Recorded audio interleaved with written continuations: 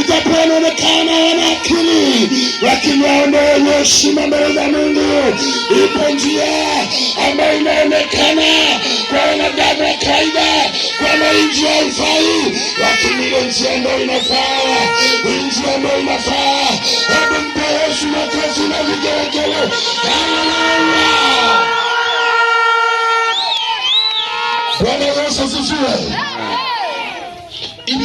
Zipo njia nyingi. Saa nyingine dini yako imekuwa njia.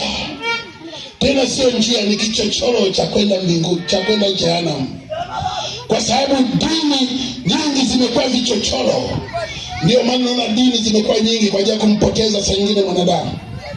Maana Biblia inasema yamkini hata wateule siku zile za mwisho, kwa sababu hizi siku ni za mwisho, ni siku za urasi, ni siku za matendo mabaya. Watu wengi wamepotea kupitia dini. Dini zimewaambia kwamba mnywe kidogo, nyingine zimewaambia mtaoa wake 4, 5. Nyingine zinasema kwamba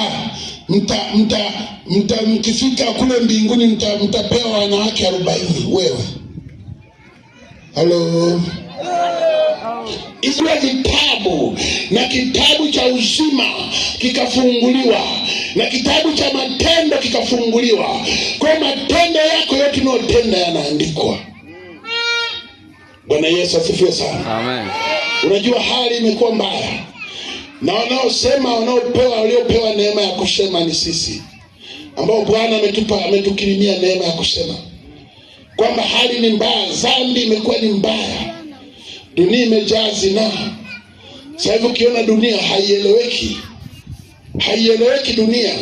Yale mambo unaniambia nalikuona haushirikiani na matendo ya Wanikolai.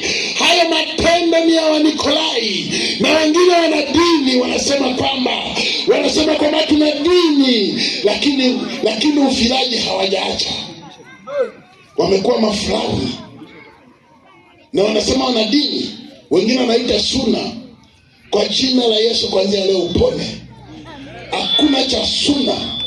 Na ukiona mme wako, kama ni mme wako anataka kuingilia kinyume na maumbile, bora hiyo ndoa ife. Nipige nisipige, bora hiyo ndoa ife. Ni dhambi kubwa, ni laana kubwa mno ambayo itasababisha Mungu achome wanadamu kama alivyochoma Sodoma na Gomora. Haleluya. Na wengine wako kwenye ndoa wamefanyia uzuruma hiyo. Na wengine wapo, wewe unakuta unapata mwanaume anakuja kwako na kuingilia kinyume na maumbile na unaruhusu. Bwana Yesu asifiwe sana. Ujue ni shetani huyo. Kataa kabisa hiyo hali. Kwa sababu mambo yanaleta ghadhabu ya Mungu ishuke. Haya mambo yanasababisha Mungu achukie, kiti cha enzi kiwake moto, kitetemeke kwa ajili ya maovu ya wanadamu. Haleluya. Ni neema tu kwamba watu wa Mungu bado wako duniani. Singekuwa duniani, dunia ingekuwa imeshaangamizwa na moto zamani. Maana Biblia inasema dunia sasa imewekwa akiba kwa ajili ya moto. Haleluya. Amen. Haleluya.